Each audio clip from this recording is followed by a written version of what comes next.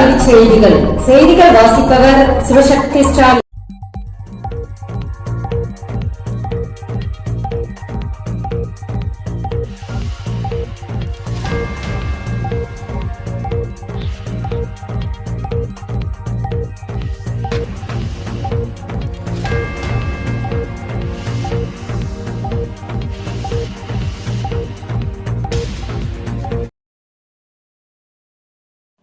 ஆசிரியர்களுக்கான முழு உடல் பரிசோதனை விபரம் மற்றும் நெறிமுறைகள் வெளியீடு.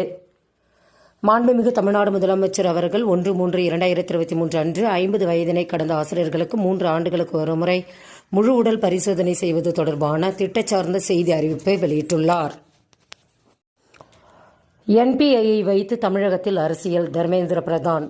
தேசிய கல்விக் கொள்கையை வைத்து தமிழகத்தில் சிலர் அரசியல் செய்து வருவதாக மத்திய அமைச்சர் தர்மேந்திர பிரதான் விமர்சித்துள்ளார்.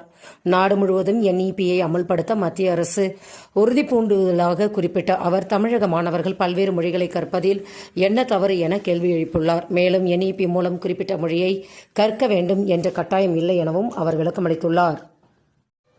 நீட் தேர்வுக்கு விண்ணப்பிக்க ஆசிரியர்களுக்கு பயிற்சி. நீட் தேர்வுக்கு விண்ணப்பிக்க அரசு பள்ளி ஆசிரியர்களுக்கு பயிற்சி வழங்க திட்டமிட்டுள்ளதாக வெளியாகியுள்ளன. நீட்டுக்கு விண்ணப்பிக்கும் போது அடிக்கடி எரர் ஏற்படுவதால் ஆசிரியர்களை தடுமாறுவதாகவும் இதனால் மாணவ மாணவிகள் சிரமத்திற்கு ஆளாவதாகவும் தகவல்கள் வெளியாகியுள்ளன. இதனால் பயிற்சி எடுத்த பிறகு நீட் தேர்வுக்கு விருப்பமுள்ள மாணவர்களுக்கு உதவ ஆசிரியர்களுக்கு வாய்மொழி உத்தரவு பிறப்பிக்கப்படுகிறது. நான் முதல்வன் திட்டத்தில் இணைய வழி சான்றிதழ் படிப்புகள். நான் முதல்வன் திட்டத்தில் கற்றுத்தரப்பட உள்ள இணையவழி சான்றிதழ் படிப்புகளை பள்ளி மாணவர்கள் பயன்படுத்திக் கொள்ளலாம் என்று பள்ளிக்கல்வித்துறை அறிவித்துள்ளது. புதிய தலைமை தேர்தல் ஆணையர் ஞானேஷ்குமார். புதிய தலைமை தேர்தல் ஆணையராக ஞானேஷ்குமார் நியமிக்கப்பட்டுள்ளார். தற்போதைய CEO ராஜீவ் குமாரின் பதவிக்காலம் இன்றுடன் நிறைவடைந்ததைத் தொடர்ந்து புதிய CEO ஞானேஷ்குமார் நாளை பதவியேற்பார் என மத்திய அரசு தெரிவித்துள்ளது. நடப்பாண்டு பீகார் சட்டமன்ற தேர்தல் 2026, TNKL-WP அசாம் புதுச்சேரி தேர்தல் 2027, UP குஜராத் உட்பட 6 மாநில சட்டமன்ற தேர்தல் 2029 நாடாளுமன்ற தேர்தல் இவரது தலைமையில் நடைபெற உள்ளது குறிப்பிடத்தக்கது.